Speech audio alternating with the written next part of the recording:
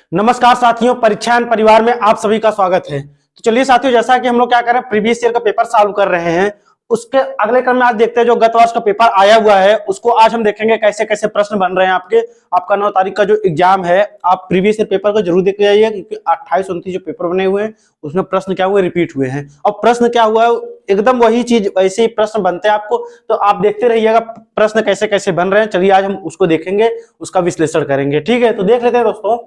तुम अपनी मंजिल तय कर लो दोस्त, तुम अपनी मंजिल तय कर लो दोस्त, रास्ता अपने आप मिल जाएगा। दोस्तों अपनी मंजिल आप तय कर लीजिए, रास्ता तो स्वयं मिल जाएगा। एकदम लगे रहिए, मेहनत करते रहिए, ठीक है, क्योंकि हमारे सभी साथियों को सीटेट क्वालिफाई करना है। तो चलिए इसी क्रम में देखते हैं हम लोग प्रश्न आज देखेंगे कैसा कैसा है। तो प्रश्न को पहले देखते हैं दोस्तों कैसे कैसे प्रश्न बने हैं, क्योंकि प्रश्न क्या हुए, रिपीट भी हुए हैं दोस्तों, तो उसको हम देखते हुए चलेंगे। पहला प्रश्न हमारा दिया है दोस्तों, उसको देख लेते हैं। निम्नलिखित में से कौन सा कथन व्यक्ति के विकास की प्रक्रिया के बारे में सही है? दोस्तों क्या है, सही है। निम्नलिखित में से कौन सा कथन विकास की प्रक्रिया के बारे में सही है? ऑप्शन देख लेते हैं। ऑप्शन ए दिया है, विकास की प्रक्रिया एक दिशी होती है। क्या विकास की प्रक्रिया एक दिशी होती है? आगे देखते हैं। दिया है, यह केवल व्यक्ति की आनुवंशिकता से प्रभावित होती है। आगे देखते हैं, विकास की प्रक्रिया में सांस्कृतिक विविधताएं होती हैं। और डी दिया है, विकास केवल वातावरणीय कारकों द्वारा निर्धारित होता है। तो दोस्तों जो विकास केवल वातावरणीय कारकों द्वारा नहीं होता, क्योंकि विकास का उतना ही प्रभाव वातावरण पड़ता है जितना क्या होता है, आनुवंशिकता का पड़ता है। तो हमारा ऑप्शन ऐसे ही गलत हो गया। इसके बाद दिया विकास की प्रक्रिया एक दिशी होती है। तो विकास की प्रक्रिया एक दिशी नहीं होती है दोस्तों, ये क्या होती है, बहुआयामी होती है। इसमें अलग अलग प्रकार से व्यक्तियों में अलग अलग तरीके से विकास वृद्धि पाई जाती है। ठीक है, दिया दोस्तों यह केवल व्यक्ति की आनुवंशिकता से प्रभावित होती है। बिल्कुल नहीं दोस्तों, क्योंकि व्यक्ति के बताया भी ना, जितना आनुवंशिकता का प्रभाव पड़ता है उतना हमारे वातावरण पर्यावरण का भी विकास, व्यक्ति के वृद्धि और विकास पर प्रभाव पड़ता है। तो ये भी ऑप्शन क्या होगा आपका, गलत है। इसके बाद देखते हैं, विकास की प्रक्रिया में सांस्कृतिक विविधताएं होती हैं। बात सही है दोस्तों, विकास की प्रक्रिया में क्या होता है, सांस्कृतिक विविधताएं होती है, क्योंकि बच्चे क्या होते हैं, अलग अलग जगह अलग अलग वेशभूषा, अलग अलग खाना पीना, उनका सब चीज क्या होता है, अलग अलग होता है। तो सांस्कृतिक परिप्रेक्ष्य में क्या होता है, उनमें अलग विविधताएं देखी जा सकती हैं कि भाई हमारे यहाँ अलग अलग तरीके से लोग खाना पीना, बोली भाषाएं आदि चीजें क्या होती हैं, अलग अलग तरीकों से अलग अलग जगह है। तो हमारा यही ऑप्शन क्या होगा, सी जो हमारा ऑप्शन दिया यही क्या होगा दोस्तों, सही होगा। चलिए आगे बढ़ते देखते हैं दूसरा प्रश्न। निम्न में से कौन सा प्रश्न बच्चों में विवेचनात्मक चिंतन को बढ़ावा देने का उदाहरण है? बच्चों में कौन सा चिंतन, विवेचनात्मक चिंतन को बढ़ावा देने का क्या है दोस्तों, उदाहरण है। ऑप्शन देख लेते हैं। ऑप्शन ए दिया है, पता करो कि तटीय इलाकों में रहने वाले लोग क्या खाते हैं वह क्यों। पता करो दोस्तों कि तटीय इलाकों में जो लोग रहते हैं वह क्या खाते हैं और क्यों खाते हैं। तो देखते हैं दोस्तों किस चिंतन को हमको देखना है, विवेचनात्मक चिंतन को। बी दिया है, भारत के 10 राज्यों के नाम बताओ। सी दिया है, 2 से 10 तक के पहाड़ा लिखो। डी दिया है, दी गई कविता का सुस्मरण करके। तो भारत के 10 राज्यों के नाम, तो ये तो दोस्तों ऐसे भी लोग याद करके बता देंगे, इसमें ज्यादा तर्क वितर्क चिंतन करने की उनके अंदर वो नहीं रहेगी। फिर 2 से 10 तक पहाड़ा भी नहीं होगा दोस्तों, दी गई कविता का सुस्मरण नहीं करना है, बल्कि क्या करना है, पता करना है तटीय इलाकों में रहने वाले लोग क्या खाते हैं और क्यों खाते हैं। इसके द्वारा अगर हम चिंतन करेंगे दोस्तों, वो चिंतन क्या होगा, हमारा अस्थायी होगा। हम क्या करेंगे, विवेचनात्मक चिंतन करेंगे, अपनी समस्या अपने चिंतन क्या करेंगे, अनेक प्रकार से उसको सोचेंगे समझेंगे और उस चीज को क्या करेंगे दोस्तों, देखेंगे। तो इसमें कौन सा सही होगा दोस्तों, हमारा जो ए ऑप्शन दिया है, पता करो तटीय इलाके में रहने वाले लोग क्या खाते हैं वह क्यों खाते हैं, दोस्तों ये क्या होगा, सही होगा। हमारा जो ए ऑप्शन दिया है क्या होता है, यही सही है। इससे क्या होगा दोस्तों, जब किसी चीज का हम अवलोकन करके कोई भी चीज सीखेंगे तो उससे क्या होगा दोस्तों, हमारा क्या होगा, मस्तिष्क में अनेक प्रकार से चिंतन करेंगे किसी समस्या समाधान को लेके, तो हमारा क्या होगा, विवेचनात्मक चिंतन होगा। तो हमारा कौन सा ऑप्शन सही है, ए ऑप्शन सही। चलिए आगे बढ़ते देखते हैं।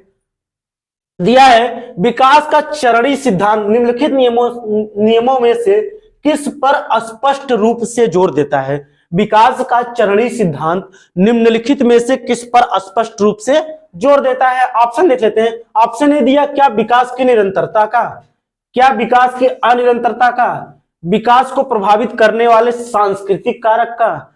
ऑप्शन डी दिया है, विकास प्रक्रिया का संबंधित वातावरणीय कारक का। तो दोस्तों विकास क्या होता है, विकास सभी व्यक्तियों में क्या होता है, अलग अलग प्रकार से होता है। तो निरंतरता नहीं होगा दोस्तों। निरंतर का मतलब होता है यही कि वह क्या होता है, लगातार होता है सभी में। लेकिन कहने का तात्पर्य यहाँ यही है दोस्तों कि विकास क्या होता है, सभी व्यक्ति विभिन्नताएं जब पाई जाती है तो आनुवंशिकता वातावरण का उतना ही प्रभाव पड़ता है। सब में क्या होता है, अलग अलग तरीकों से होता है। तो हमारा जो इसके बाद विकास प्रभावित करने वाले सांस्कृतिक कारक, सांस्कृतिक कारक नहीं होता दोस्तों, उसमें और भी चीजें हमारे सामाजिक, सांस्कृतिक, आर्थिक सभी चीजें, भौतिक जो हमारी चीजें होती हैं वो सब चीजें पाई जाती है, ये भी गलत है दोस्तों। बाकी वातावरण का नहीं दोस्तों, आनुवंशिकता का भी विकास पर उतना ही प्रभाव पड़ता है, ये भी गलत है। इसके बाद विकास अनिरंतरता है दोस्तों, बात सही कही गई। विकास क्या होता है, अनिरंतरता होती है, सब में विकास वृद्धि अलग अलग तरीकों से पाए जाते हैं। तो हमारा जो बी ऑप्शन होगा दोस्तों यही क्या होगा, सही होगा। चलिए आगे बढ़ते हैं, देखते हैं नेक्स्ट क्वेश्चन। निम्न में से कौन से कारकों द्वारा विद्यालयों में बच्चों का अधिगम जुड़ाव प्रभावित होता है? क्या दोस्तों, जुड़ाव प्रभावित होता है। ऑप्शन ए दिया है पारिवारिक समाजीकरण, बी दिया है समकक्षी संबंधों, सी दिया है सांस्कृतिक मूल्य और डी दिया बच्चों का आत्म सम्मान। तो इसको हम देख लेते हैं दोस्तों। तो निम्न में से कौन सा कारकों द्वारा विद्यालयों में बच्चों का अधिगम से जुड़ाव प्रभावित होता है, इसको देख लेते हैं। ऑप्शन ए दिया पारिवारिक समाजीकरण, बी दिया, बात सही है दोस्तों, बी दिया समकक्षी संबंध भी सही है, सी दिया हमारा क्या सांस्कृतिक मूल्य और डी दिया बच्चों का आत्मसम्मान। तो बात सही गई, पारिवारिक समाजीकरण के द्वारा भी क्या करते हैं बच्चे हमारे कुछ ना कुछ सीखते हैं। समकक्षी संबंधों से द्वारा क्या करते हैं, व्यवहार को एक दूसरे में लाकर उस चीज को सीखते हैं। इसके बाद सांस्कृतिक मूल्य जो हमारे निर्धारित किए गए, मानवीय मूल्य, सांस्कृतिक मूल्य, उसके द्वारा भी बच्चे अपने समाज से कुछ ना कुछ सीखते रहते हैं। फिर बच्चों का आत्मसम्मान, भाई जब बच्चे खुद से कोई कार्य करके सीखेंगे तो क्या होगा, आत्मसम्मान, आत्मगौरव महसूस करेंगे। देख लेते हैं ऑप्शन किसमें दिया है। ऑप्शन यही सी दिया है दोस्तों, इसमें सब सही है, पहला, दूसरा, तीसरा, चौथा। तो हमारा कौन सा ऑप्शन सही होगा, जो सी ऑप्शन दिया है दोस्तों यही क्या होगा, हमारा सही होगा। चलिए आगे बढ़ते हैं, नेक्स्ट क्वेश्चन देखते हैं। जीन पियाजे के अनुसार पूर्व संक्रियात्मक चरण में बच्चे निम्न में से क्या कर पाते हैं? जीन पियाजे के अनुसार पूर्व संक्रियात्मक चरण में बच्चे निम्न में से क्या कर पाते हैं? ऑप्शन ए दिया है क्या प्रतिलोमिक चिंतन, बी दिया है प्रतीकात्मक खेल, सी दिया है अनुक्रमिक वर्गीकरण और डी दिया है संरक्षण। तो जीन पियाजे की दूसरी अवस्था है दोस्तों, वो चलती कितने से कितने वर्ष तक चलती है? तो चलती है दोस्तों 2 से 7 वर्ष तक, ठीक है। तो इसमें क्या होता है, बच्चा क्या करता है, कोई भी चीज, अभी हम बताए ऐसे प्रश्न दोस्तों आपके रिपीट हुए हैं, ऐसे बहु प्रश्न रिपीट हुए हैं। तो उसमें क्या होता है दोस्तों कोई भी चीज होता है वो क्या होता है, प्रतीकात्मक खेल अपने अंदर लाकर उस चीज सीखता है। बच्चे का क्या होता है, पूर्ण रूप से चिंतन वो किसी विषय वस्तु को लेकर नहीं कर पाता इस अवस्था में। तो हमारा जो बी ऑप्शन होगा दोस्तों यही क्या होगा, सही होगा। प्रतीकात्मक खेल होते हैं, प्रतीकों के द्वारा क्या होता है, कोई भी चीजों को सीखता रहता है हमेशा। तो बी ऑप्शन क्या होगा, सही होगा। आगे देखते हैं। एक छोटी बालिका प्रतीकात्मक खेल कर पाती है, देखिए वही प्रश्न फिर से रिपीट किया है, पर अभी दूसरे व्यक्ति का दृष्टिकोण नहीं समझ पाती है और वह अपनी पकड़ से बाहर की घटनाओं की वजह से आसानी से परेशान हो जाती है। जिन पियाजे द्वारा सुझाए चरणों में से निम्न में से कौन सा चरण बालिका के वर्तमान स्तर को क्या करता है, इंकित करता है, मतलब क्या करता है, अंकित करता है। इसको देख लेते हैं दोस्तों। बात वही कही गई, अभी जो हम पिछला प्रश्न देखे हैं वही बातें क्या हुई इसमें दिखाई गई है। तो इसको देख लेते हैं। ऑप्शन ए दिया है संवेदीगामक, बी दिया दोस्तों पूर्व संक्रियात्मक, सी दिया है मूर्त संक्रियात्मक और डी दिया है क्या, औपचारिक संक्रियात्मक। तो दोस्तों इसमें अभी प्रतीकात्मक खेल हम बताएं आपको किस अवस्था में होता है। तो जीन पियाजे की जो दूसरी अवस्था होती है पूर्व संक्रियात्मक अवस्था दोस्तों, इसमें क्या होती है, एक छोटी बच्ची प्रतीकात्मक खेल कर पाती है, अभी दूसरे व्यक्ति का दृष्टिकोण नहीं समझ पाती। दोस्तों बात सही है, अभी जो प्रतीकात्मक खेल, लेकिन दूसरे जो व्यक्ति है उनके दृष्टिकोण को क्या होता है वो नहीं समझ पाती है, क्योंकि अभी उसका जो चिंतन होता है वो पूर्ण रूप से विकसित नहीं हुआ होता है। तो इसमें हमारा कौन सा ऑप्शन सही होगा दोस्तों, जो बी ऑप्शन दिया है यही क्या होता है, सही होता है। बाकी जो इनकी अवस्था दी गई संवेदीगामक, ये दोस्तों 0 से 2 वर्ष चलती है, ये चलती है दूसरी अवस्था 2 से 7 वर्ष,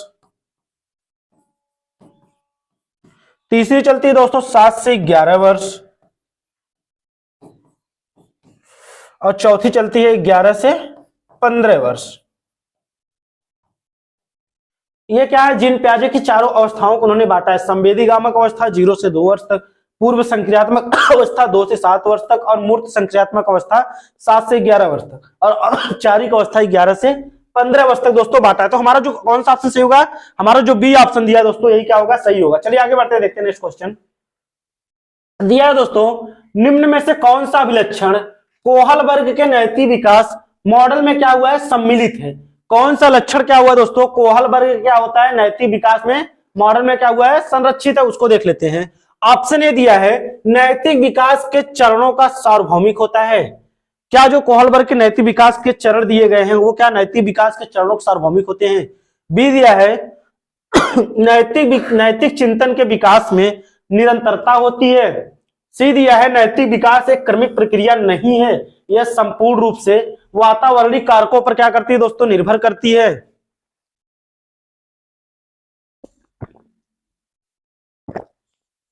डी दिया है नैतिक विकास मुख्यतः सांस्कृतिक मूल्यों पर निर्भर करते हैं। क्या ऐसी बात इन्होंने कही, जो नैतिक विकास का सिद्धांत दिया है लॉरेंस कोहलबर्ग ने, तो उसमें क्या क्या बातें कही, क्या उन्हें देख लेते हैं। नैतिक विकास के चरणों का सार्वभौमिक होता है दोस्तों, हमारा ए ऑप्शन दिया यही क्या होता है यहाँ पर सही होता है, क्योंकि उन्होंने अपने जो चरण दिए उसमें उन्होंने नैतिकता की बातें कही है, उनका सिद्धांत क्या होता है नैतिकता पर आधारित है।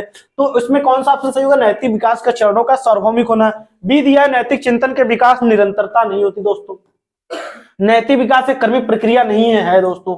फिर क्या नैतिक विकास का मुख्यतः सांस्कृतिक मूल्यों पर ही निर्भर रहता है, नहीं दोस्तों, सामाजिक सांस्कृतिक सभी मूल्यों को निर्धारित करके ही निर्धारित होता है। तो इसमें यह नैतिक विकास के चरणों का क्या होता है, सार्वभौमिक होता है।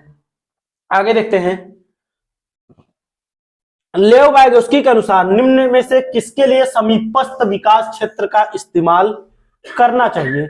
लेव वाइगोस्की के अनुसार निम्न में से किसके लिए समीपस्थ विकास का क्षेत्र क्या होता है दोस्तों, इस्तेमाल करना चाहिए। ऑप्शन ए दिया अध्यापन और मूल्यांकन, बी दिया है केवल अध्यापन, सी दिया है केवल मूल्यांकन, डी दिया है प्रभावी बौद्धिकता की पहचान।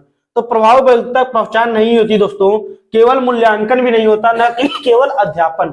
उसमें क्या होता है, अध्यापन और मूल्यांकन की क्रियाएं क्या होती है, दोनों साथ साथ होती है, क्योंकि समीपस्थ विकास का क्षेत्र जो हमारा होता है जो दोस्तों जेडपीडी होती है, उसमें दोस्तों यही चीज समझाया गया है दोस्तों, क्योंकि बच्चों को क्या होता है जो सहयोग दिया जाता है वो अस्थायी रूप से होता है, उसको ही देखकर जो सहयोग दिया जाता है बाद में उस सहयोग क्या धीरे धीरे कम किया, जब बच्चे अपने ज्ञान निर्माण की प्रक्रिया को स्वयं क्या होते हैं आगे धीरे धीरे बढ़ाते हैं। हमारा कौन सा ऑप्शन सही होगा दोस्तों, जो ए ऑप्शन दिया है क्या होगा, यही सही होगा। चलिए आगे बढ़ते हैं, एक विशिष्ट संप्रत्यय को पढ़ाने हेतु एक अध्यापिका बच्चों को आधा हल किया हुआ उदाहरण देती है। लेव वाइगोस्की के अनुसार अध्यापिका किस रणनीति का इस्तेमाल कर रही है दोस्तों।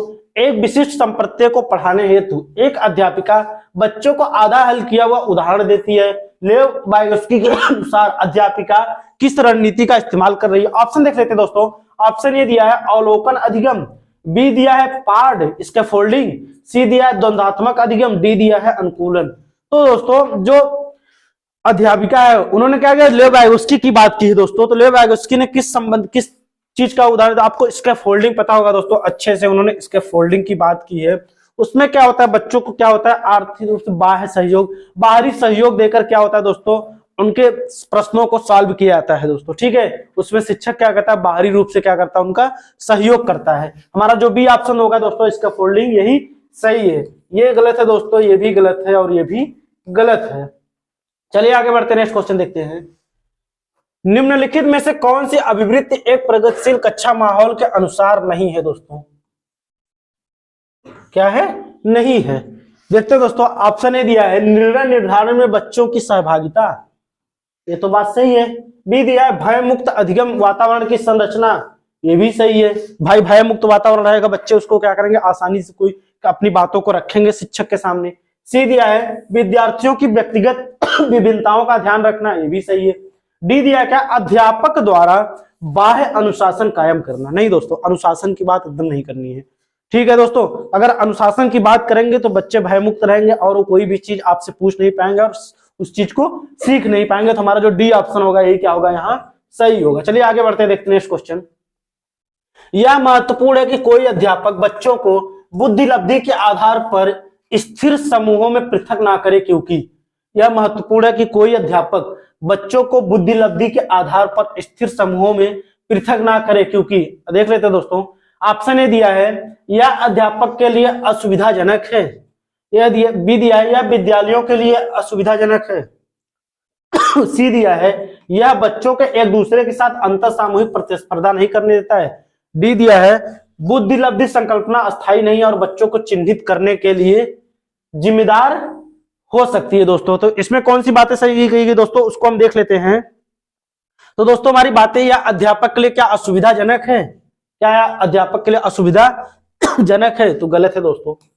फिर क्या है, यह विद्यालयों के लिए असुविधाजनक है, क्या प्रतिस्पर्धा नहीं दोस्तों। यह बुद्धि लब्धि संकल्पना अस्थायी नहीं है और बच्चों को चिन्हित करने के लिए जिम्मेदार हो सकती है दोस्तों। ये बात आपकी किसने कही, तो हार्वर्ड गार्डनर ने आपकी किसने बात की है, हार्वर्ड गार्डनर ने, जिन्होंने बहुबुद्धि का सिद्धांत दिया था दोस्तों, हार्वर्ड गार्डनर ने। ठीक है दोस्तों, इन्होंने इसकी बात कही है और इन्होंने क्या बहुबुद्धि का सिद्धांत दिया। तो ऑप्शन कौन सही होगा दोस्तों, डी ऑप्शन सही होगा। चलिए आगे बढ़ते देखते हैं। हार्वर्ड गार्डनर सिद्धांत के अनुसार एक कक्षा में तरह तरह की अध्यापन रणनीतियों का इस्तेमाल होना जरूरी है क्योंकि देख लेते दोस्तों, यह बहुबौद्धिकता को निष्पादित करने में मददगार है, यह सामान्य बौद्धिकता को बढ़ाने में मददगार है, सी दिया है यह तारक विद्यार्थियों में मददगार है, डी दिया है व्यवहारिक बौद्धिकता को बढ़ाने में क्या हो दोस्तों, मददगार है। तो कौन सा ऑप्शन सही होगा दोस्तों, इसको हम देख लेते हैं। इसमें दिया हुआ है, दिया दोस्तों हार्वर्ड गार्डनर के सिद्धांत के अनुसार एक कक्षा में तरह तरह के अध्यापन रणनीतियों का इस्तेमाल होना जरूरी है क्योंकि यह बहुबुद्धिकता को क्या निष्पादित करता है। हार्वर्ड गार्डनर जो बहुबुद्धिक सिद्धांत दिया है उसमें क्या क्या चीजें उन्होंने बताई है दोस्तों। इसमें क्या क्या, यह बहुबौद्धिकता को निष्पादित करने में मददगार होता है, यह सामान्य बौद्धिकता को बढ़ाने में मददगार होता है दोस्तों। इसके बाद क्या क्या, तारक विद्यार्थी नहीं दोस्तों, यह व्यवहारिक बौद्धिकता को बढ़ाने में क्या होता है, मददगार होता है दोस्तों। तो ऑप्शन कौन सा सही होगा दोस्तों, यह बहुबौद्धिकता को निष्पादित करने में क्या होता है, मददगार होता है, ना कि ये सब चीजें बात कही इन्होंने। ठीक है दोस्तों, ऑप्शन ए हमारा जो होगा वो सही है। आगे देखते हैं। 1.5 से 2.5 साल की उम्र के बच्चों द्वारा अक्सर उच्चारित द्विशब्दी उच्चारणों को क्या कहा जाता है दोस्तों। 1.5 से 2.5 वर्ष के जो बच्चे होते हैं हमारे, वो जो शब्द बोलते हैं उसको उच्चारण को दोस्तों क्या कहा जाता है, द्विशब्दी बोलते हैं, 2 शब्द जो बोलते हैं उसके उच्चारण क्या कहा जाता है दोस्तों। ऑप्शन ए दिया है वाचन का अधिविस्तारण है, ऑप्शन ए दिया क्या दोस्तों, वाचन का अधिविस्तारण, बी दिया है तार प्रेषित वाचन, सी दिया है नववाद और डी दिया है बकवाद, बबलिंग जिसको कहते हैं, बकवाद। तो दोस्तों वाचन का अधिगम क्या होता है, जो द्विस्तरीय जो बच्चे होते हैं जैसे 2.5 साल के, तो उनके जो शब्द होते हैं दोस्तों, वो शब्द क्या होते हैं, शब्द उसको देख लेते हैं दोस्तों। वाचन का अधिविस्तारण नहीं होता दोस्तों, वो नववाद भी नहीं होता, न कि वो बकवाद। वो क्या होता है, तार प्रेषित वाचन करते हैं दोस्तों। जैसे 1.5 से 2.5 महीने जो बच्चे होते हैं वो क्या करते हैं, मतलब कि जो शब्द बोलते हैं दोस्तों, 1 से 2 शब्द क्या करते हैं, जैसे वो बोलते रहते हैं तो उसमें जो 2 शब्द बोलते हैं वो तार प्रेषित वाचन, टेलीग्राफिक करते हैं दोस्तों। अपने आप से जो बातचीत करते हैं दोस्तों वो क्या करते हैं, टेलीग्राफिक तरीके से करते हैं। इसमें जैसे क्या होता है, जैसे 1.5 साल से 2.5 साल जो बच्चे होते हैं वो कितने शब्द बोलते हैं, ज्यादा से ज्यादा 2 शब्द बोलते हैं दोस्तों। उनके शब्दों का भंडार जो होता है कि वो क्या होता है, बहुत सीमित मात्रा में होता है। तुम्हारा जो बी ऑप्शन होगा दोस्तों ये क्या होगा, सही होगा। आगे देखते हैं दोस्तों। पुरुष सामान्यतः दिमाग से सोचते हैं और महिलाएं अपने हृदय से सोचती हैं, यह कथन क्या दर्शाता है। पुरुष क्या होता है, सामान्यतः दिमाग से सोचते हैं और महिलाएं क्या होती है, अपने हृदय से सोचती है। तो यह क्या दिखाता है, लैंगिक विभेदीकरण, लैंगिक रूढ़िवाद, दोनों लिंगों के बीच आनुवंशिकता, लैंगिक स्थिरता। तो दोस्तों इसमें क्या होगा, लैंगिक विभेदीकरण दोस्तों नहीं होगा, क्योंकि ये क्या कर रहा है, अब भैया इसमें कहा गया दोस्तों पुरुष सामान्यतः क्या दिमाग से सोचते हैं, तो पुरुष सामान्यतः दिमाग से सोचते, बात सही है। महिलाएं क्या अपने हृदय सोचती हैं, ऐसे कैसे हो सकता है, वो भी तो दिमाग के सोचेंगी ना, तो दिमाग तो दोस्तों बात सही कही गई। अगर बात क्या होता है दोस्तों कि सब क्या करते हैं, दिमाग से सोचते हैं। सबके पास चाहे महिला हो चाहे पुरुष हो, मस्तिष्क के द्वारा ही अपने क्या करते हैं, बातों को समझते हैं, सोचते हैं, तर्क विचार करते हैं। तो ये तो जाहिर सी बात है, हमारे समाज में क्या होती है, रूढ़िवादी धारणाएं जो चली है, लिंग निर्धारित जो किया हमारे समाज के द्वारा, हमारे मानव के द्वारा तो निर्धारित किया गया है इस चीज को। तो इसमें क्या होगा भाई, वही तो बनाया है कि लड़कियां ये नहीं कर सकती, लड़के वो नहीं कर सकते हैं। लड़कियां क्या करती है, दिमाग से सोचते, अरे दिमाग से लड़के सोचते हैं तो लड़कियां दिमाग नहीं होता उनके पास भी मस्तिष्क होते हैं दोस्तों, सारे एक समान होते हैं, चाहे वो लड़की हो चाहे लड़के हो। तो इसमें क्या होता है दोस्तों, वो क्या करता है, लैंगिक रूढ़िवादिता को, इसको एकदम नहीं देखना दोस्तों। हमको क्या, समावेशी शिक्षा हमारी क्या कहती है, हमारे लिए सारे बच्चे समान, हमको समान अवसर प्रदान करना है सबको। बी ऑप्शन जो हमारा यही सही है। ये क्या लैंगिक रूढ़िवादिता को दर्शा रहा है। ठीक है, आगे बढ़ते हैं। एक प्रगतिशील कक्षा में निम्न में से कौन सी मूल्यांकन विधि का इस्तेमाल नहीं होगा? एक प्रगतिशील कक्षा में निम्न में से कौन सी मूल्यांकन विधि का क्या होगा दोस्तों? इस्तेमाल नहीं होगा। ऑप्शन ए दिया है अध्यापकों द्वारा मननशील का इस्तेमाल, बी दिया है स्व मूल्यांकन एवं समकक्षीय मूल्यांकन, सी दिया है केवल मानक निर्देशित मूल्यांकन पर आश्रय, और डी दिया है विद्यार्थियों को पोर्टफोलियो तैयार करना। तो दोस्तों इस्तेमाल प्रगतिशील कक्षा में निम्न में से कौन सी मूल्यांकन विधि का इस्तेमाल नहीं होता है? तो ऑप्शन जो डी दिया हमारा ये तो दोस्तों सही है। और क्या होता है? बी दिया है स्व मूल्यांकन समकक्षी कक्षाएं मूल्यांकन होता है, सही है दोस्तों। अध्यापक द्वारा मैंने जश्न इस्तेमाल किया था, लेकिन दोस्तों केवल मानक निर्धारित निर्देशित मूल्यांकन पर आश्रय ये क्या होता है? नहीं होता दोस्तों। प्रगतिशील कक्षा में ये बातें गलत कही गई। तुम्हारा जो सी ऑप्शन होगा दोस्तों यही सही है। आगे बढ़ते हैं, देखते हैं नेक्स्ट क्वेश्चन। वंचित और हाशिए पर स्थित समूहों की भाषा और संस्कृति को स्कूली पाठ्यक्रम में समावेशित करने से एक अध्यापक क्या सुनिश्चित कर सकता है? वंचित और हाशिए पर स्थित समूहों की भाषा और संस्कृति को स्कूली पाठ्यक्रम में समावेशित करने के लिए दोस्तों उसको क्या सुनिश्चित, एक अध्यापक क्या सुनिश्चित कर सकता है? ऑप्शन ए दिया है शिक्षा में समानता, बी दिया है शिक्षा में साम्यता, सी दिया सुविधा वंचित समूहों के प्रति सहानुभूति, और डी दिया क्या विशेषतः सुविधा वंचित समूहों के लिए व्यवसायिक शिक्षा। क्या विशेषतः सुविधाजनक? तो दोस्तों इसमें वंचित और हाशिए पर स्थित जो होते हैं भाषा और स्कूली पाठ्यक्रम में अगर समावेशी एक अध्यापक क्या करना चाहिए? उसमें शिक्षा में समानता, शिक्षा में उसको हाशिए पर दोस्तों, तो शिक्षा में क्या करना चाहिए? साम्यता जो होती है, जो हमारा equality in education, equity in education होता है, उसको समाहित करके क्या होती है दोस्तों? शिक्षा को प्रदान करना चाहिए। हमारा कौन सा ऑप्शन सही होगा? जो बी ऑप्शन दिया दोस्तों वही सही होगा। नेक्स्ट क्वेश्चन देखते हैं। पर्याप्त समर्थन प्रदान करने के बावजूद एक कक्षा में एक विद्यार्थी गणितीय दोस्तों गणितीय क्रियाओं को करने में निरंतर चुनौतियों का सामना करता है। गणितीय क्रियाओं को करने में निरंतर चुनौतियों का सामना करता है, उसको कौन सी अक्षमता होती है दोस्तों? देख लेते हैं। क्या उसको स्वलीनता होती है, क्या गणितीय वैफल्य होता है, क्या आलेखी वैफल्य होता है, या पठन वैफल्य? तो दोस्तों जाहिर सी बात है जो गणितीय कैलकुलेशन मतलब जिसमें दिक्कत होती है, गुणा भाग जोड़ घटाना आदि करने में क्या होते हैं? असमर्थ होते हैं दोस्तों, उनमें क्या होती है? डिसकैलकुलिया, जिसे हम क्या बोलते हैं? गणितीय अक्षमता या गणितीय वैफल्य होता है दोस्तों। हमारा जो बी ऑप्शन सही होगा वही सही है। आगे देखते हैं। एक समावेशी संस्था में एक श्रव्य बाधित विद्यार्थियों की शिक्षा हेतु निम्न में से कौन सी रणनीति प्रभावी नहीं होगी दोस्तों? निम्न में से कौन सी रणनीति क्या होगी दोस्तों? प्रभावी नहीं होगी, पूछा है दोस्तों। ऑप्शन देखते हैं। ऑप्शन ए दिया है वीडियो चलचित्र के प्रदर्शन में उपशिक्षकों का इस्तेमाल, भाई जो श्रव्य बाधित है उनको वीडियो चलचित्र के माध्यम दिखा सकते, बात सही है। बी दिया है पढ़ाते हुए अव्यक्त शारीरिक गतिविधियों संकेतों का इस्तेमाल करना, बात ये भी सही है। हम कोई चीज अपने कक्षा कक्ष में पढ़ा रहे हैं तो हम अपने शारीरिक गतिविधियों के माध्यम से उनको क्या कर सकते हैं? उस चीज को सिखा सकते हैं। सी दिया है मौखिक संप्रेषण साथ साथ शाब्दिक चित्रित संप्रेषण का इस्तेमाल करके। डी दिया है क्या संप्रेषण हेतु माध्यम पर आश्रित रहना। तो मौखिक संप्रेषण की बात नहीं होगी दोस्तों, क्योंकि वो श्रव्य बाधित है, तो मौखिक बोलकर उनको जब सुनाई नहीं देगा तो कैसे उस चीज को सीख पाएंगे? तो हमारा जो सी ऑप्शन दिया है दोस्तों यही क्या होगा? सही होगी, क्योंकि नहीं पूछा है, यही क्या होगा? गलत। चलिए आगे बढ़ते हैं, नेक्स्ट क्वेश्चन देखते हैं। निम्नलिखित में से किस कक्षाई प्रक्रिया का विश्लेषण किसी अध्यापक को वंचित समूहों के प्रति गणित गुण पूर्वाग्रह को उजागर कर दो? जो पूर्वाग्रह है दोस्तों उसको क्या करता है? उजागर करने के लिए कौन सा ऑप्शन सही होगा? ऑप्शन ए दिया लिंग, जाति और आर्थिक श्रेणी के आधार पर निर्धारित आसन व्यवस्था। बी दिया है अध्यापक का निपुणता उन्मुखी अभिप्रेरणा शैली को प्रोत्साहित। सी दिया है अधिगम कठिनता अनुभव करने वाले बच्चों के लिए यथोचित क्या होना? समायोजन करना। डी दिया है बच्चों को शिक्षा प्रणाली के अंतर्वादी प्रयोग परीक्षण और प्रतिरोध और चुनौती देने को प्रोत्साहित करना। तो दोस्तों क्या करना है? विशेष किसी वंचित समूह के जो बच्चे हैं और क्या करना, उनको गणित रूढ़ जो पूर्वाग्रह दर्शाएगा उनके लिए कौन सा ऑप्शन सही होगा?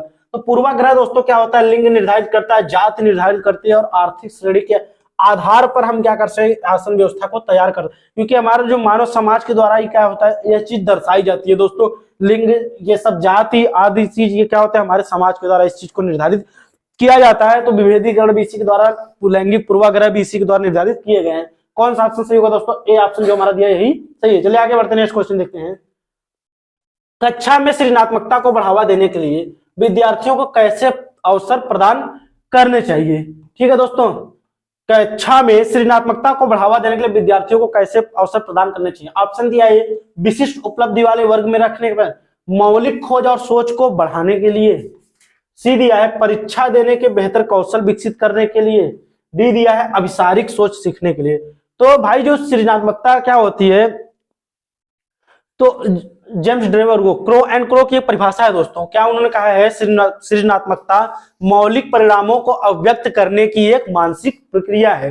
क्रो एंड क्रो की परिभाषा है दोस्तों, उन्होंने अपनी सृजनात्मकता को लेकर यह परिभाषा दी है कि सृजनात्मकता मौलिक परिणामों को अभिव्यक्त करने की एक मानसिक प्रक्रिया है। तो भाई जो सृजनशील बच्चे रहेंगे उनमें अभिसारी पाया जाएगा, अपसारी दोस्तों, अपसारी सोच उनमें होती है ना कि अपसारी गलत हो गया।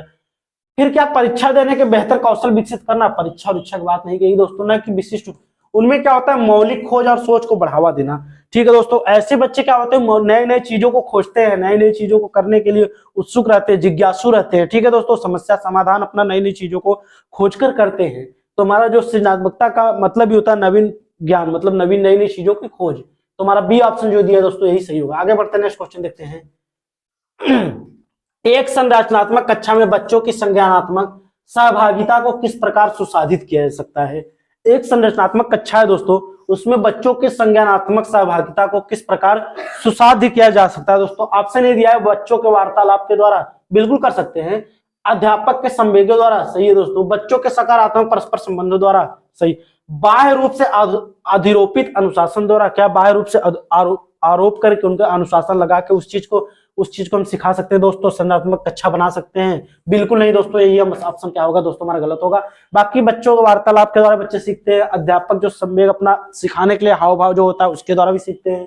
फिर बच्चों के सकारात्मक परस्पर संबंध, भाई एक दूसरे से जो उनके संबंध होते हैं उसके द्वारा भी क्या होता है बच्चे सीखते हैं। तो हमारा कौन सा ऑप्शन सही होगा देखते हैं दोस्तों, इसमें 1 2 3 सही होगा। तुम्हारा इसी ऑप्शन दिया है दोस्तों, इसी में हमारा तीनों ऑप्शन क्या हुआ है, सही किया है। कौन सा ऑप्शन दोस्तों, सी। आगे बढ़ते हैं, देखते हैं नेक्स्ट क्वेश्चन। बच्चों की असफलता अक्सर विद्यालय की असफलता होती है। निम्न में से कौन सा कथन वाक्य का समर्थन करता है। जो बच्चों की असफलता होती है वो क्या होती है दोस्तों, निम्न असफलता होती है वो विद्यालय की असफलता होती है। निम्न में से कौन सा कथन इस वाक्य का समर्थन करता है, देखते हैं। स्कूलों का अस्तित्व विद्यार्थियों के सामर्थ्य में विविधीकरण हेतु। बी दिया है बच्चे इसलिए असफल होते क्योंकि विद्यालय बच्चों के सीखने की गतिविधियों का संज्ञान नहीं करते। सी दिया है बच्चे इसलिए असफल होता क्योंकि विद्यालय की जरूरतों का अनुपालन नहीं करते। डी दिया है बच्चे योग्यता की कमी और निम्न बुद्धि उपलब्धि की वजह से असफल होते हैं। क्या ये बातें सही कही गई दोस्तों, इस चीज को हम देख लेंगे एक बार, तो उसको देखते हैं दोस्तों। तो बच्चों की असफलता अक्सर विद्यालयों की सफलता होती है, विभेदीकरण नहीं होता दोस्तों। और क्या होता है, बच्चे योग्यता की कमी और निम्न बुद्धि लब्धि की वजह से असफल होते हैं, ये भी बात नहीं सही है दोस्तों। बच्चे इसलिए असफल होते हैं क्योंकि विद्यालय बच्चों के सीखने की गतिविधियों का संज्ञान नहीं करते दोस्तों। हमारा जो यही ऑप्शन दिया है दोस्तों यही सही है, जो हमारा बी ऑप्शन दिया है यही क्या होता है, सही होता है। बाकी ये सब ऑप्शन क्या होते हैं, गलत होते हैं दोस्तों। चलिए आगे बढ़ते हैं, नेक्स्ट क्वेश्चन देखते हैं। किसी संप्रत्यय के प्रासंगिक और अर्थपूर्ण होने के लिए क्या आवश्यक है। किसी संप्रत्यय के लिए प्रासंगिक और अर्थपूर्ण होने के लिए दोस्तों क्या आवश्यक है। ऑप्शन दिया है उपयुक्त परिभाषा द्वारा पढ़ाया जाना, बच्चे के जीवन संबंधी सामाजिक परिप्रेक्ष्य से जोड़कर पढ़ाना। सी दिया है दोस्तों पाठ्य पुस्तक से बच्चों की कॉपी में ज्यों का त्यों लिखना। क्या ये बात सही है। डी दिया है अच्छे से रट लेना ताकि विद्यार्थी प्रतियोगिताओं में हिस्सा ले पाए। तो दोस्तों परिभाषा की बात नहीं होती दोस्तों, ये अर्थपूर्ण अधिगम नहीं कहलाएगा। फिर क्या होता है, ज्यों का त्यों नहीं होता, और प्रतियोगिता रटना उठने की बात नहीं की, बल्कि उनको बच्चे के जीवन को संबंधित सामाजिक परिप्रेक्ष्य से जोड़ के उनको अगर कोई भी चीज उनको व्यवहार में करके उनके समाज से जोड़कर अगर कोई चीज सिखाएंगे दोस्तों तो उनको सीखने में आसानी होगी और वो क्या होगा दोस्तों, अच्छी तरीके से उस चीज को समझ पाएंगे, सीख पाएंगे। तो हमारा जो बी ऑप्शन दिया दोस्तों यही क्या होगा, सही होगा। चलिए आगे बढ़ते हैं, नेक्स्ट क्वेश्चन। एक कक्षा में बच्चों के असफलता के भय को दूर करना क्यों जरूरी है। एक कक्षा में बच्चों के क्या होता है, असफलता जो होती है उनको असफलता के भय को दूर करना क्यों जरूरी, देखते हैं दोस्तों। ऑप्शन दिया एक कक्षा में अध्यापक बच्चों के भय को संभाल नहीं सकता। अच्छा। बी दिया है विद्यालय बच्चों के भावात्मक जीवन की जिम्मेदारी नहीं ले सकता। और सी दिया असफलता और त्रुटियां बच्चों के अधिगम का स्वाभाविक हिस्सा होती हैं दोस्तों। और डी दिया भय का एहसास करने वाले बच्चे विकासात्मक रूप से विफल होते हैं। गलत बात है दोस्तों। क्या होता है दोस्तों, जो असफलता होती है हमारी और त्रुटियां जो होती हैं ये क्या होती है, बच्चे के अधिगम का क्या होती है, एक स्वाभाविक हिस्सा होती है। क्योंकि असफलता और त्रुटियां क्या होती है दोस्तों, साथ साथ चलती है, इसलिए बच्चे क्या होते हैं कोई भी चीज होता है वो सीखते हैं और ये क्या होता है उनके अधिगम का एक हिस्सा होता है, उनके सीखने का एक हिस्सा है। कौन चीज? हमारी जो असफलता और त्रुटियां हैं। आगे बढ़ते हैं, तो हमारा कौन सा सही होगा दोस्तों? सी ऑप्शन हमारा इसमें सही होगा। आगे बढ़ते हैं, नेक्स्ट क्वेश्चन देखते हैं। अक्सर यह तर्क दिया जाता है कि पुरस्कार देना अधिगमकर्ताओं को अप्रेरित करने का उत्तम तरीका नहीं है, क्योंकि देखते हैं दोस्तों, इससे आंतरिक अप्रेरणा क्षीण हो जाती है, इससे आंतरिक अप्रेरणा बढ़ जाती है, इससे बाह्य अप्रेरणा क्षीण हो जाती है। डी दिया, इससे आंतरिक और बाह्य अप्रेरणा दोनों ही क्षीण हो जाती है। तो दोस्तों क्या पूछा है हमारा कि अधिगमकर्ताओं को अप्रेरित करने के लिए बाह्य रूप से मतलब क्या होता है? उत्तम तरीका नहीं है। अधिगमकर्ताओं को प्रेरित करने के लिए क्या होता है? कौन सा उत्तम तरीका नहीं है?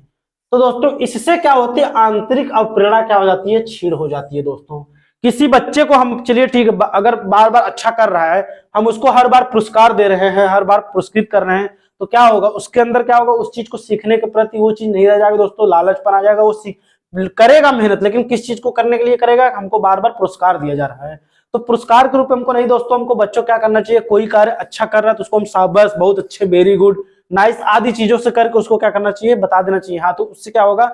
उसके जो आंतरिक प्रेरणा होगी वो क्षीण नहीं होगी दोस्तों, आंतरिक रूप से क्या होगा? वो अभिप्रेरित होगा। तुम्हारा जो ए ऑप्शन दिया है दोस्तों, यही क्या होगा? यहाँ पर सही होगा। आगे बढ़ते हैं। निम्न अभिलक्षणों में कौन सा दल उत्तम समस्यात्मक समाधान को इंगित करता है? निम्न में से अभिलक्षणों में कौन सा दल उत्तम समस्या समाधान करता क्या करता है दोस्तों? इंगित करता है। देख लेते हैं दोस्तों। दिया सृजनात्मकता, प्रक्रियात्मक अनमयता की कमी और अपसारी चिंतन। बी दिया है क्रियात्मक जड़ता, सृजनात्मकता, अभिसारी चिंतन। सी दिया प्रतिक्रियात्मक अनमयता की कमी, अपसारी चिंतन, अभिसारी चिंतन, सृजनात्मकता, अपसारी चिंतन, क्रियात्मक जड़ता और प्रक्रियात्मक। तो दोस्तों अभिलक्षण कौन सा दल उत्तम समस्या समाधान करता होता है दोस्तों? उसमें क्या होती है? सृजनात्मकता पाई जाती है, प्रतिक्रियात्मकता, अनमयता की कमी पाई जाती है और अपसारी चिंतन पाया जाता है दोस्तों। ठीक है, ऐसे बच्चों में क्या होता है? अपसारी सृजनात्मकता के साथ साथ जब सृजनात्मकता रहेगी दोस्तों, तो अभिसारी चिंतन नहीं पाया जाएगा, अपसारी चिंतन पाया जाएगा उनके अंदर। हमारा जो ए ऑप्शन सही है दोस्तों, ये क्या होगा? सही। आगे बढ़ते हैं, नेक्स्ट क्वेश्चन देखते हैं। शिक्षिका के विद्यार्थी खासकर सुविधा वंचित वर्ग की सफलता एवं असफलता के बारे में विचार अक्सर क्या होता है? सीखने और प्रेरणा को प्रभावित करते हैं। इस संदर्भ में से कौन सा कथन सही है? देखते हैं दोस्तों। शिक्षक की अपेक्षाएं बच्चों के सीखने को बेहद प्रभावित करती हैं। बी दिया है शिक्षकों को कक्षा बच्चों की स्वायत्ता पर काबू रखना चाहिए। सी दिया है शिक्षकों को बच्चों को प्रतिस्पर्धा करने एक दूसरे बेहतर में प्रोत्साहित करना चाहिए। और डी दिया है शिक्षकों को ऐसे विद्यार्थियों को हर हालत में असफलता से बचाने रणनीतियों प्रशिक्षण देना चाहिए। तो दोस्तों बात किसी की, शिक्षकों को विद्यार्थियों की खासकर सुविधा वंचित वर्ग के सफलता एवं असफलता की जो बात उन्होंने कही है दोस्तों, उसमें क्या बताया है? अक्सर सीखने व प्रेरणा को प्रभावित करने निम्न में से कौन सा कथन सही है दोस्तों? उसकी बात उन्होंने कही है। इसमें क्या होता है दोस्तों? शिक्षक को बच्चों को प्रतिस्पर्धा एक दूसरे बेहतर करने के लिए क्या होता है दोस्तों? उसको प्रोत्साहित करना चाहिए कि शिक्षक की अपेक्षाएं बच्चों के बेहद सीखने को प्रभावित करती हैं। बाकी दोस्तों हमारा सी ऑप्शन दिया है, क्या होगा? सही होगा। चलिए आगे बढ़ते हैं। शिक्षिका कक्षा में सकारात्मक रूप से सीखने का वातावरण किस प्रकार सुनिश्चित कर सकती है? इसको देख लेते हैं दोस्तों। ऑप्शन ए दिया एक तय एवं निर्धारित समय सारणी का अनुपालन करके। बी दिया है पुरस्कार एवं सजा का प्रयोग बच्चों के अनुशासित रख के। सी दिया है बच्चों के संवेगों को सीखने की प्रक्रिया का हिस्सा बनाकर। डी दिया है क्या? बच्चों की क्षमता के आधार पर उनका विभेदीकरण एवं अलग अलग समूह बनाकर। तो सकारात्मक सीखने का वातावरण किस प्रकार सुनिश्चित कर सकती है दोस्तों? एक तय निर्धारित समय सारणी नहीं होगा दोस्तों। बाकी क्या करते हैं? पुरस्कार एवं सजा की बात नहीं दोस्तों, बच्चों के संवेगों को सीखने की प्रक्रिया का क्या होता है? हिस्सा बनाकर दोस्तों। बिल्कुल सही बात कही दोस्तों, बच्चों के संवेगों को सीखने की प्रक्रिया का हिस्सा बनाकर क्या होता है? सकारात्मक रूप से बच्चों को हम कोई भी चीज सिखा सकते हैं। ठीक है दोस्तों, हमारा कौन सा ऑप्शन सही होगा? सी, यही ऑप्शन सही होगा। आगे बढ़ते हैं, नेक्स्ट क्वेश्चन देखते हैं। क्या एक शिक्षक को कक्षा में सत्ताधारी व्यक्ति के रूप में देखा जाना चाहिए जिससे कोई चुनौती न दे सके? तो दोस्तों देख लेते हैं इसको। हाँ, इससे विद्यार्थियों को शिक्षक को आज्ञा पालन आदर करने मूल्यों की सीख मिलती है। बी दिया है हाँ, केवल ऐसा शिक्षक के विद्यार्थियों को स्पष्ट मार्गदर्शन एवं यथार्थिक संज्ञानात्मक स्पष्टता प्रदान कर सकता है। डी दिया नहीं, विद्यार्थी ऐसे शिक्षकों से प्रश्न पूछने में हिचकते तथा उनकी सांप्रदायिक स्पष्टता में कमी रह जाती। और डी दिया है नहीं, आज के तकनीकों में शिक्षक विद्यार्थियों को अधिगम प्रक्रिया में अप्रासंगिक है दोस्तों। और आदर मूल्यों के ये सब चीजें नहीं होती दोस्तों। अगर शिक्षक से बच्चे अगर कोई चीज पूछ रहे, सत्ताधारी अगर शिक्षक व्यक्ति रहेगा, सत्ताधारी व्यक्ति कहने का अर्थ क्या होता है, वो सभी चीजों को क्या होता है, स्वयं को मानता है दोस्तों। कक्षा में अगर शिक्षक हिटलर बन के रहेगा, तानाशाही बन के रहेगा, तो उससे बच्चे नहीं सीख पाएंगे दोस्तों। उनके अंदर भय रहेगा, कोई भी चीज सीखने पूछने से पहले उनके अंदर भय रहेगा, शिक्षक हमें अभी डांट फटकार करेगा, ये सब चीजें उसके अंदर रहेगी दोस्तों। तो इसमें ऑप्शन कौन सा सही होगा दोस्तों, ये भी हमारा गलत है, ये सही है दोस्तों। नहीं, विद्यार्थी ऐसे शिक्षक से प्रश्न पूछने में हिचकते हैं जिसकी सांप्रदायिक स्पष्टता क्या होती है, कमी होती है दोस्तों। हमारा जो सी ऑप्शन क्या होगा, यही सही होगा। नेक्स्ट क्वेश्चन बढ़ते हैं, देखते हैं। कक्षा में परिचर्चा के दौरान क्या एक शिक्षिका को विद्यार्थियों को गलत उत्तर सही करने चाहिए? क्या एक शिक्षिका को गलत उत्तर सही करने चाहिए दोस्तों? देख लेते हैं। हाँ, बच्चों की त्रुटियों को तुरंत संशोधन करना चाहिए। बी दिया है, नहीं, बच्चों को अव्यक्त करने के लिए प्रोत्साहित करना चाहिए बिना गलत होने के भय के। सी दिया, गलत उत्तर हमेशा संज्ञानात्मक कमी को दर्शाते हैं, इन्हें हमेशा सुधारना चाहिए। डी दिया है, बच्चे स्कूल में सही जानकारी प्राप्त करने के लिए आते हैं, इसलिए उनके उत्तरों को तुरंत सुधारना चाहिए। तो अभी कहा है दोस्तों कि जो त्रुटियां होती हैं वो बच्चों के अध्ययन का एक हिस्सा होती है। ठीक है दोस्तों, अगर बच्चे, ठीक है, शिक्षक एक बार उनको बता रहा है, बाकी वो त्रुटियों के माध्यम से त्रुटियां करके चीज को अगर कोई चीज सीखेंगे तो वो क्या अलग सीखना उनके लिए अस्थायी होगा दोस्तों। तो इसमें नहीं बच्चों को अभिव्यक्त करने के लिए प्रोत्साहित करना बिना गलत होने के भय से दोस्तों, यही ऑप्शन क्या होगा हमारा, सही होगा। बाकी ये सब ऑप्शन गलत है दोस्तों। नहीं, बच्चों को अपने अभिव्यक्त करने के लिए प्रोत्साहित करना चाहिए कि बिना गलती के होने के भय को वो क्या करते हैं, कोई भी चीजों को सीख सकते हैं दोस्तों। हमारा जो बी ऑप्शन होगा यही क्या होगा, सही होगा। तो दोस्तों आज के 30 प्रश्न समाप्त होते हैं। तो अगर हमारा चैनल पसंद आ रहा है उसे लाइक कीजिए, कमेंट कीजिए, शेयर तो दोस्तों आप लोग जमकर कीजिए, और चैनल को सब्सक्राइब करना एकदम मत भूलिए दोस्तों। शेयर आप लोग करते रहिए, क्योंकि आपके थोड़े से मेहनत से हम लोग क्या होता है, उत्साह बढ़ता है दोस्तों। इसलिए एकदम लगे रहिए आप लोग, ठीक है। एकदम अच्छे से करिए, पेपर को अच्छे से करके आइए। इतना हम लोग के द्वारा मेहनत किया रहा है, सारे शिक्षकों द्वारा पेपर प्रश्न को हल कराया जा रहा है। आप लोग बस प्रैक्टिस सेट को सॉल्व करते रहिए और देखते रहिए, और ठीक है, चैनल को सब्सक्राइब लाइक करना ना भूलें। आप सभी का बहुत बहुत धन्यवाद।